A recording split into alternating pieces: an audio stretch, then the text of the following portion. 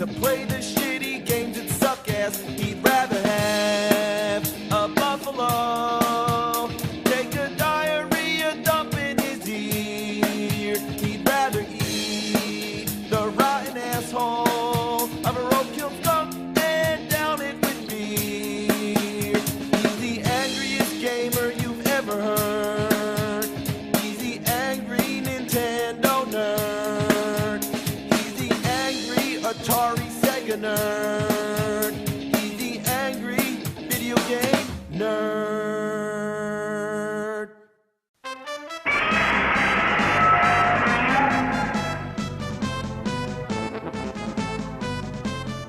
As a kid, two of my favorite things were video games and Japanese monster movies. Godzilla, Mothra, Rodan, Ghidorah, Mechagodzilla. Monsters beating the hell out of each other and blowing the fuck out of everything in sight. I love that shit. Being a Godzilla fan in the late 80s and early 90s wasn't easy for an American. Because, for one thing, the only way to see these movies was to scan through the TV guide every Sunday and see if any happened to be on, or go to every local video store hoping to be lucky enough to find some on VHS.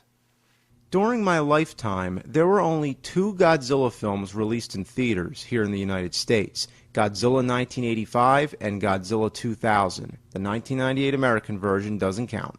It wasn't until I got internet that I found out Toho had still been making these movies all through the 90s, but they were only in Japan. I was pissed off. When it came to video games, we also got fucked pretty hard. This was my first Godzilla game, Godzilla on the NES. Let's pop this piece of reptilian fuck nugget in. Godzi, Monster of Monsters. This should already be a clue to how half-assed this game is, because he's blocking half the title. In 2000 XXX AD. Why is it always X? Like they couldn't come up with an exact year, so just make it X. The Earth receives a declaration. Oh, fuck this. Let's start the game. Great looking game. What's this? Godzilla chess? So you take control of both Godzilla and Mothra and move them around these hexagon spaces. Then you go into these battle zones. This is more like it, right? Classic side-scroller action. Or more like classic mindless button masher. Oh well, at least you have a lot of attacks. Godzilla punches, kicks, swings his tail, and breathes his trademark atomic breath. How often has Godzilla ever been in space? Once, as far as I remember, Godzilla vs. Monster Zero. Why not take place on Earth? I want to trample some buildings. Instead, I'm just beating up on rocks. And how does Godzilla jump without bending his knees? Looks like he's bouncing on a trampoline. What are these things? Evil totem poles? What's this, too? What's that? What's everything? Did they just send Godzilla to some shithole planet that happens to be the garbage can of the cosmos where everything that never existed got thrown away? After you get through one of the battle zones, the CPU moves one of its own monsters. Then it's your turn again. You can move Godzilla or Mothra if you want. Yeah, let's check out Mothra. Well, the good thing is that she can fly, obviously, which means you can bypass obstacles. When you're playing as Godzilla, every 2 seconds there's a pile of rocks in your way. The Mothra just flies over that shit. Well, except when you get hit. Anything that touches her, she gets forced to the ground. She can shoot tomatoes and drop wings. Yeah, she drops wings. That would be like if you could throw your own arms. Mothra sucks. That's all there is to it. When you pick Mothra, the game just laughs. What's this? What the fuck's hitting me? What is this? Oh, it's the volcano? I can't walk past a volcano that's in the background? All I gotta do is hit it? That's a sensible solution. Kick the top of a volcano. The idea of each board is to destroy all the monsters. Here we have Mothra and Ghidorah. Are you kidding? Mothra and Ghidorah? Out of all the available monsters in the Godzilla franchise, they had to go with two monsters that weren't even originally from a Godzilla movie. Of course, Mothra appeared in Godzilla vs. Space Godzilla, and there's stock footage of Ghidorah in Godzilla Final Wars, but those movies didn't happen until way after this game. I found a glitch where you can just keep hitting Mothra with your tail. Look at that. It's so easy. What happened? There's a time limit? Yeah, so if you take too long to fight the monster, you gotta start over. And the monster regains some of its life. You don't. The worst part, after you defeated Mogra and Gazora and go to the next stage, guess who's next? Mogra and Gazora. Yeah, they just keep recycling the same monsters, but add one per stage. Like here we have Varan, another obscure monster that appeared in its own movie, then made a small cameo in a Godzilla film. Engaging the monsters in battle is awkward. Will you fight the enemy? Yes. Will you fight Gazora? Yes, that's the enemy, right? Other times, you don't want to fight the enemy, but it doesn't take no for an answer. No. God damn it, I said no! Then there's times when the game thinks you're trying to move and the monster's blocking your way. Like, yeah, there's the monster. I want to fight him. Throughout the game, the choice of enemies gradually becomes more what you'd expect. It goes from Baragon and the Smog Monster to Gigan and Ghidorah, but Ghidorah's tucked away in a corner, so you'll be lucky if you get that far. Here's Mechagodzilla, now that's what I'm talking about. Almost got him. I'm gonna win! I'm gonna beat Mechagodzilla! That fucking time limit! That motherfucking shit-sucking time limit! It's not even like there's a counter. It's like the game just pulls the plug, like, oh, you're gonna win? Well, not anymore, you ass-bag, fecal fucker, shit-shaped anus brain. The game cheats. That's it. That's all there is to it. The game fucking cheats. But we're not done, because there's a sequel, Godzilla 2. This one's gotta be way better, right? I mean, they experimented with the first one, little trial and error. Now it's time for some improvement. I mean, sometimes you gotta take a nasty shit before you can take a better shit.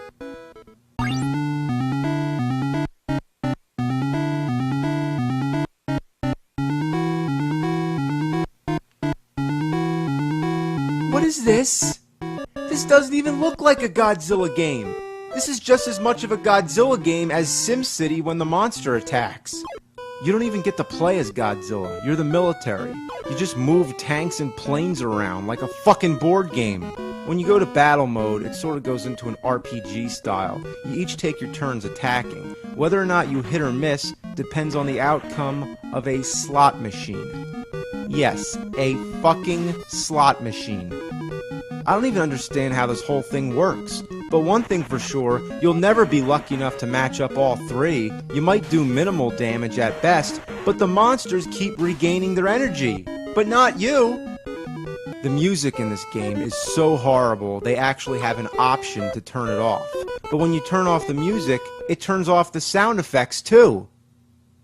So what's the point? You might as well just mute the fucking TV! You thought the first game was bad? This is an insult to the first game. This shouldn't have been called Godzilla 2. That would be like if the NES had a Ninja Gaiden 4, but it was a puzzle game. You don't pretend this is a sequel when it's not even in the same category. Should have been called Godzilla Strategic Operations Simulator, or Simzilla. Well, I'm afraid to say, but let's check out Godzilla on Game Boy. Okay, this looks promising. The demo shows the monster roll call. They all look great. Godzilla looks okay. His head's kind of messed up. Looks like that thing in Empire Strikes Back that comes out of the asteroid. But let's see how the game looks.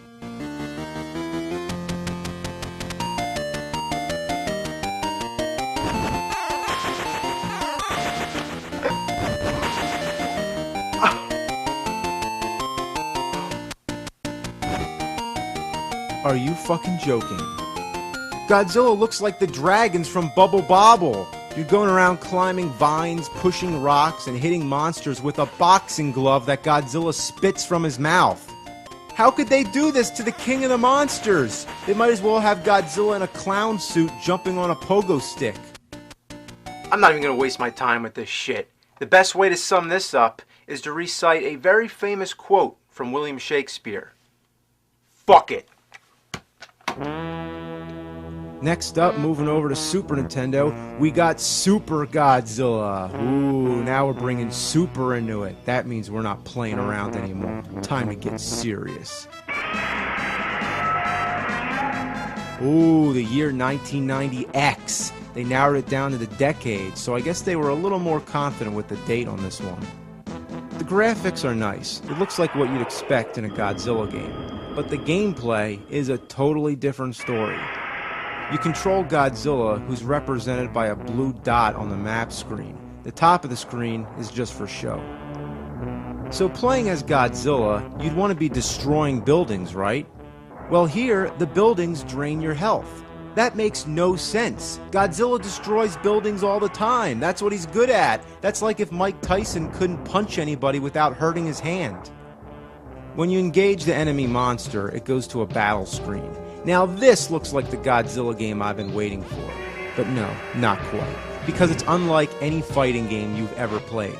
The on-screen instructions don't make any sense. There's 2 stamina meters, which they refer to as fighting spirit. They say to hold down the enemy's fighting spirit, then punch to open up Godzilla's attack window and pull back quickly.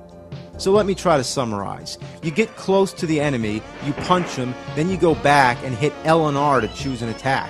They don't tell you that, do they? They don't tell you you're supposed to press L and fucking R. Why is it so hard to have 2 monsters fighting without it being a fucking Einstein project? I'd hate to say, but I still prefer the NES version. At least that one's easy to understand how to play it.